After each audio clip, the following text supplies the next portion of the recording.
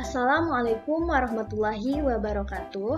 Alhamdulillah, puji syukur atas kehadiran Allah Subhanahu wa Ta'ala yang telah memberikan kita nikmat umur, nikmat iman, serta nikmat kesempatan, sehingga kita bisa melakukan kegiatan pada hari ini. Salawat serta salam tak lupa kita hadiahkan kepada Nabi besar Muhammad SAW, dan semoga kita mendapatkan syafaatnya di hari akhir. Yang terhormat Ibu Dr. Yulia Trisamiha MPD, selaku dosen pengampu mata kuliah metodologi penelitian, dan juga teman-teman seperjuangan yang saya banggakan. Baiklah, perkenalkan nama saya Afifah Nur Izzah dengan NIM 2020201128 dari kelas PGMI 1, Program Studi Pendidikan Guru Madrasah Ibtidaiyah, Fakultas Ilmu Tarbiyah dan Keguruan, Universitas Islam Negeri Raden Fatah Palembang. Baiklah, pada kesempatan kali ini saya akan mempresentasikan proposal skripsi saya yang berjudul Pengaruh Kebiasaan Sarapan Pagi Terhadap Konsentrasi Belajar Siswa di SD Negeri 3 Tanjung Batu. Baiklah, langsung saja saya akan mempresentasikan proposal saya. Yang pertama itu ada latar belakangnya. Jadi, mengapa saya tertarik mengangkat judul proposal tersebut? Karena belajar itu merupakan suatu kegiatan dan perilaku siswa yang sangat rumit. Nah, sebagai suatu kegiatan, maka belajar hanya dialami oleh siswa itu sendiri. Dalam suatu proses pembelajaran, siswa haruslah berkonsentrasi. Nah, konsentrasi itu memiliki peranan yang sangat penting dalam pembelajaran. Apabila siswa tidak dapat berkonsentrasi dalam pembelajaran, maka siswa tersebut akan sulit menyerap dan memahami materi yang telah disampaikan oleh guru. Dan juga sebaliknya, apabila dalam proses pembelajaran tersebut siswa dapat berkonsentrasi terhadap materi yang diberikan oleh guru, maka siswa tersebut dapat dengan mudah menyerap dan memahami materi yang disampaikan oleh guru tersebut. Tetapi konsentrasi belajar inilah yang sulit untuk dilakukan karena banyaknya faktor yang menyebabkan terganggunya konsentrasi belajar itu. Nah, salah satu faktor penyebab terganggunya konsentrasi belajar itu adalah rasa lapar. Gejala seperti ini biasanya terjadi pada siswa atau peserta didik yang tidak sarapan pagi sebelum pergi ke sekolah. Oleh karena itu, sebelum berangkat ke sekolah, seharusnya anak-anak dianjurkan untuk sarapan pagi terlebih dahulu. Kemudian meninggalkan sarapan itu juga membawa dampak buruk, yaitu kurangnya berkonsentrasi, sehingga konsentrasi di kelas biasanya buyar karena tubuh tidak memperoleh kecukupan gizi. Konsentrasi yang menurun ini akibat tidak melakukan sarapan secara jangka panjang dapat menurunkan hasil prestasi belajar siswa. Hal ini dikarenakan hampir seluruh aktivitas belajar itu membutuhkan konsentrasi tinggi untuk meningkatkan kemampuan kognitif. Nah, kemampuan kognitif yang baik itu berdampak pada terserapnya seluruh ilmu dalam kegiatan belajar mengajar tersebut. Oleh karena itu, sarapan sangat berhubungan dengan konsentrasi yang tinggi sehingga berperan dalam meningkatkan prestasi dan hasil belajar siswa.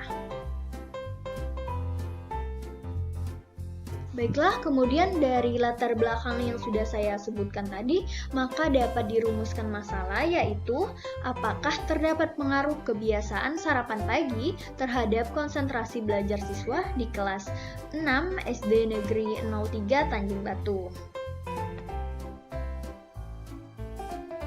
Kemudian tujuan penelitian yaitu untuk mengetahui pengaruh dari kebiasaan sarapan pagi terhadap konsentrasi belajar siswa di kelas 6 SD Negeri 03 Tanjung Batu.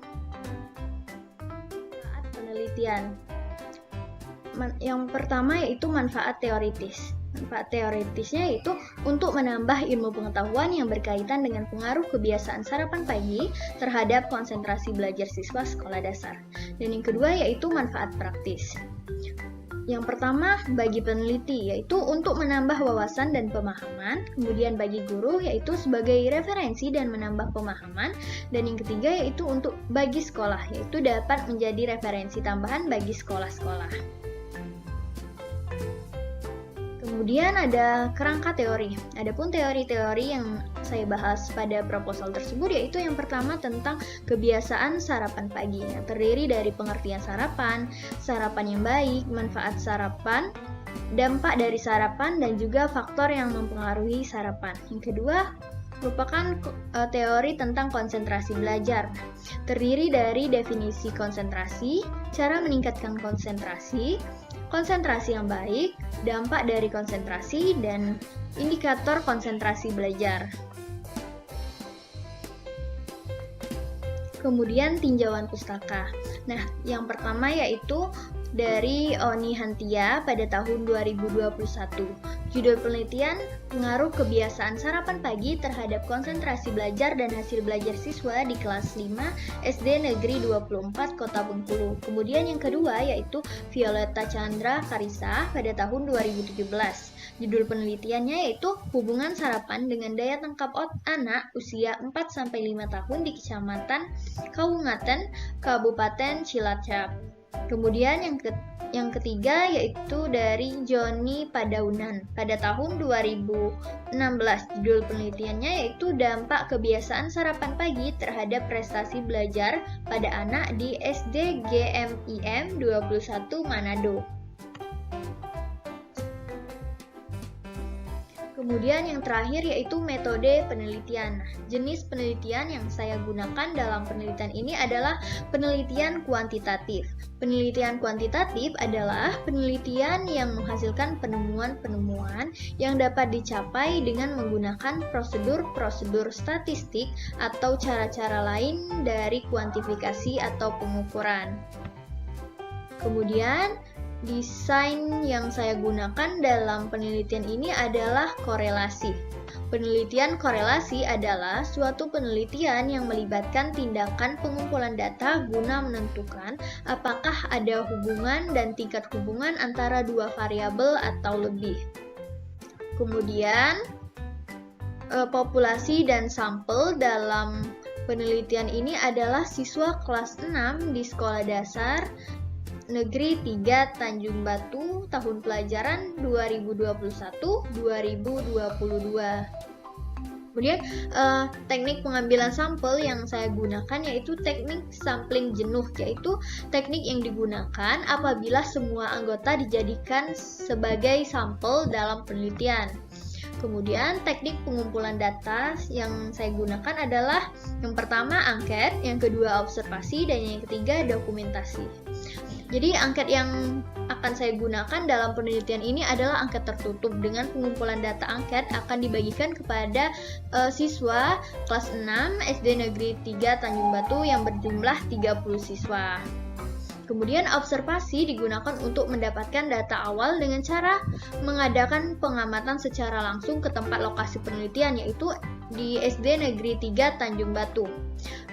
Dalam metode ini, dokumentasi digunakan untuk melengkapi data laporan yang peneliti butuhkan sebagai bukti arsip administrasi yang ada di SD Negeri 3 Tanjung Batu.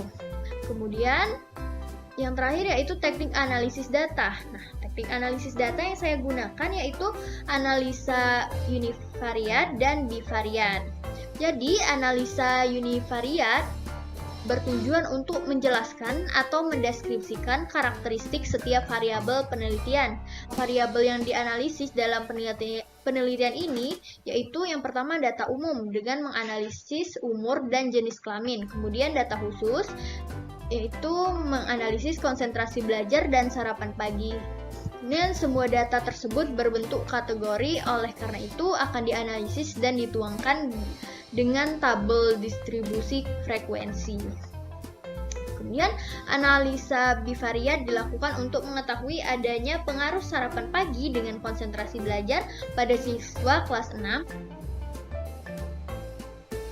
Demikianlah presentasi proposal dari saya. Mohon maaf apabila ada kata-kata yang salah. Kepada Allah saya mohon ampun. Semoga dapat bermanfaat bagi kita semua.